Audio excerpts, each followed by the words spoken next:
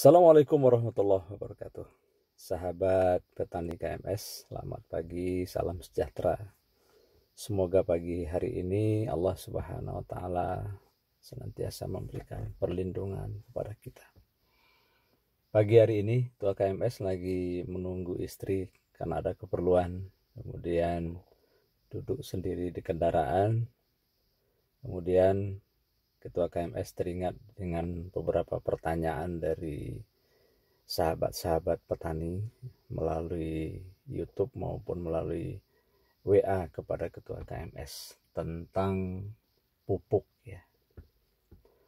Nah, pagi hari ini Ketua KMS akan memaparkan tentang paradigma ya, pandangan Ketua KMS tentang pemupukan.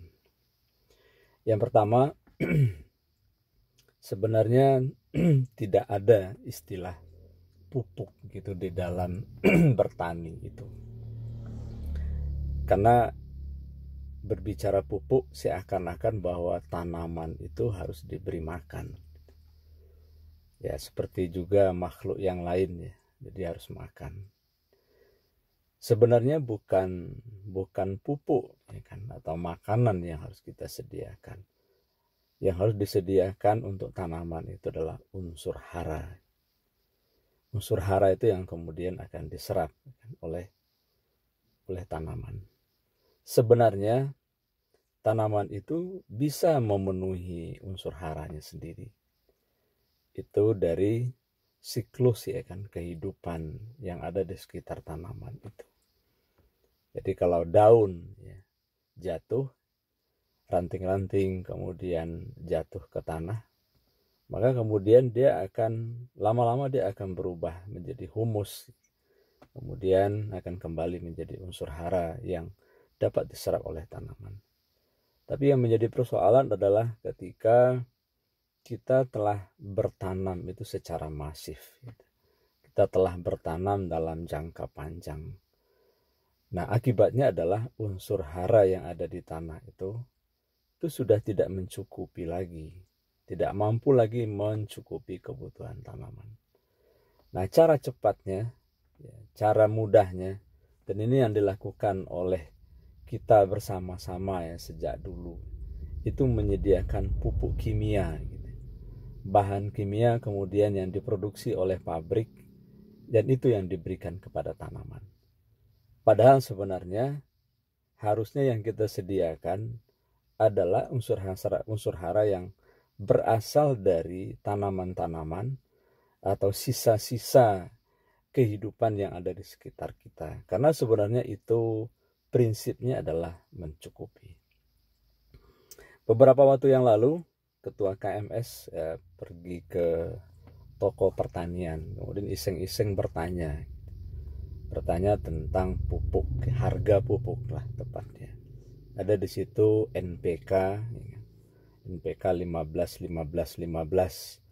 dan dari satu pabrik tertentu. Kemasan 50 kilo ya, itu harganya 700.000. Jadi hampir 14.000 per kilo. Padahal di situ juga hanya 15. Artinya adalah bahwa nitrogen kandungannya 15%, fosfor kandungannya 15%, dan kalium ya kandungannya 15%. Nah, padahal sebenarnya kalau kita lihat kan di alam atau di sekitar kita, seperti misalnya unsur N itu nitrogen, itu banyak sekali adanya di rumput-rumput liar. Karena rumput-rumput liar itu meskipun hari panas, tidak ada hujan, dia tetap tumbuh, eksis dia. Itu disebabkan oleh kemampuannya di dalam menyerap nitrogen dari udara.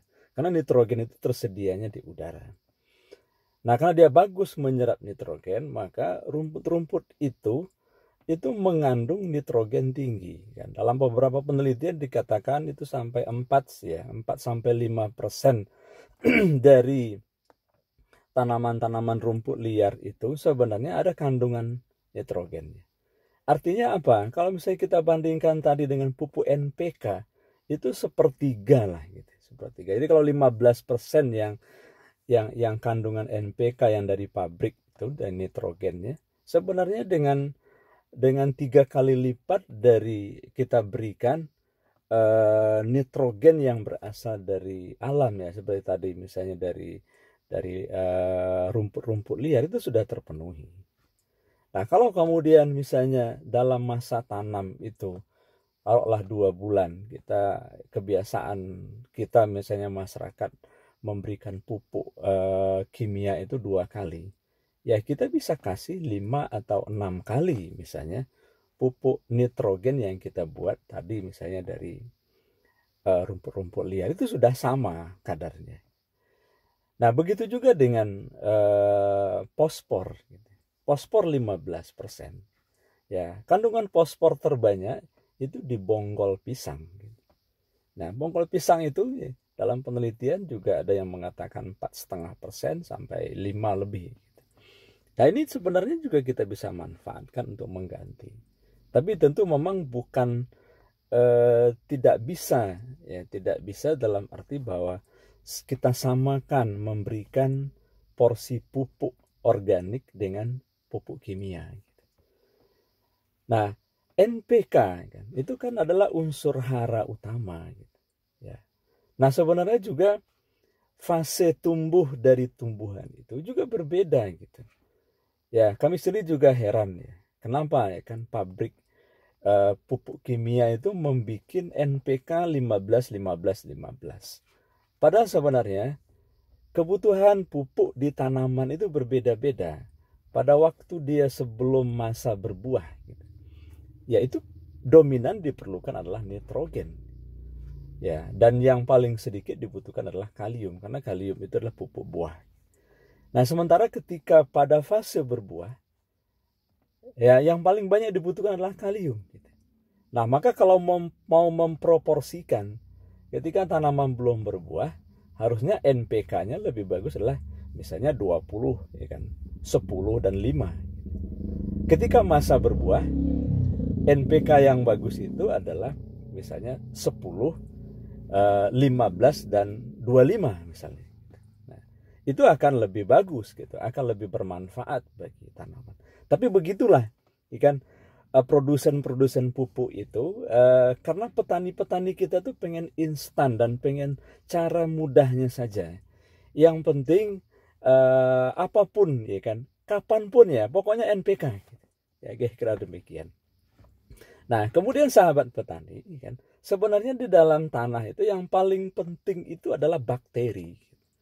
Karena unsur hara di dalam tanah termasuk misalnya pupuk kimia sekalipun itu dia tidak bisa, jadi tanaman tidak bisa menyerap langsung gitu. Karena apa? Pupuk itu atau unsur hara itu masih dalam bentuk senyawa. Nah, maka kemudian harus dirubah senyawa itu menjadi ion. Nah, ion ini untuk merubahnya itu diperlukan adalah bakteri. Nah, penyediaan bakteri bagi tanaman itu sangat penting. Nah, maka paradigma bertani organik ke depan ya di samping memupuk ya kita juga harus mengembalikan atau menyediakan bakteri-bakteri yang cukup bagi tanaman. Ada beberapa jenis bakteri yang sangat penting bagi tanaman. Ada rhizobakteri, itu dia hidup di perakaran. Dialah yang merubah unsur hara agar lebih mudah diserap oleh tanaman. Ada fotosintesis bakteri. Ada cendawan-cendawan yang tertentu yang memang nanti membantu proses pertumbuhan tanaman dan juga menghalangi ya kan, radikal-radikal bebas ya kan, kalau seperti tubuh manusia, racun-racun atau misalnya hama-hama yang itu juga berbentuk bakteri, berbentuk cendawan ya kan, kemudian hama tanaman dan sebagainya, dan itu juga bisa dihilangkan dengan adanya bakteri. Kemudian yang berikutnya juga ada yang disebut dengan pembenah tanah. Gitu. Tanah yang telah dipakai sekian lama atau tanah tidak pernah dipakai untuk bercocok tanam, dia akan memiliki sifat yang terdegradasi dia. Tanah yang terdegradasi kan, itu akan berakibat pH-nya rendah. Gitu. Kemudian terjadi ketidakseimbangan di dalam tanah itu. ya dia tidak memiliki kemampuan yang cukup untuk menahan air gitu. Jadi ketika air hujan, hari hujan, tanah itu membuat tergenang airnya. Tetapi begitu hari tidak hujan, maka tanah itu akan kering kerontang karena tidak mengandung air sama sekali. Dan inilah yang terjadi dengan tanah kita. Maka aspek penting ya, bahkan kalau kami ya, Ketua KMS mengatakan yang paling sangat penting sekali itu adalah itu membenahi tanah. Gitu. Sehingga apa? Kalau tanah ini tidak dibenahi, apalagi nanti misalnya tanah itu tidak diperbaiki kemudian dicukupkan unsur haranya, maka tanaman-tanaman itu tidak akan mampu bertahan lama. Nah, makanya kan kita lihat, kan kita perhatikan banyak tanaman-tanaman yang sensitif ya, seperti cengkeh misalnya di daerah kita. Ketika kita tanam awalnya bagus, 2 kali berbuah dia sudah mati. Nah, itu yang terjadi. Kenapa? Karena memang sudah tidak tersedia, tanah itu sudah terdegradasi dan itu harus diperbaiki bersama. Nah, sebenarnya ya kan pembenah tanah yang paling bagus dan itu sudah banyak sekali penelitiannya adalah itu biochar itu. Biochar itu arang yang berasal dari sekam padi. Sekam padi yang kemudian dibakar dengan oksigen terbatas, itu yang disebut dengan pirolisis.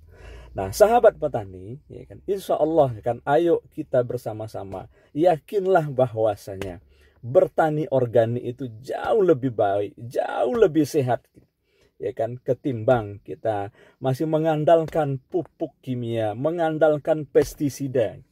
Semuanya sesungguhnya tersedia di alam, termasuk pestisida nabati, pestisida hayati, enzim-enzim hayati, biocat, ya. Kemudian bakteri-bakteri, nanti kemudian pupuk organik padat dan cair. Kita bersama-sama bisa sediakan dengan harga murah dan bahan-bahannya semuanya ada di sekitar kita. Ayo semangat bertani. Yang dibutuhkan adalah semangat. Maka kalau Ketua KMS berharap bahwa di belakang rumah petani-petani masa depan itu mereka punya pojok-pojok kompos. Ya. Disitulah mereka setiap hari, setiap saat, setiap kesempatan mereka menyediakan pupuk organik kan untuk mereka bertanam, bertani masa depan. Wallahu a'lam bishawab. Sahabat petani, mohon maaf atas segala kekurangan. Billahi taufiq wal hidayah. Assalamualaikum warahmatullahi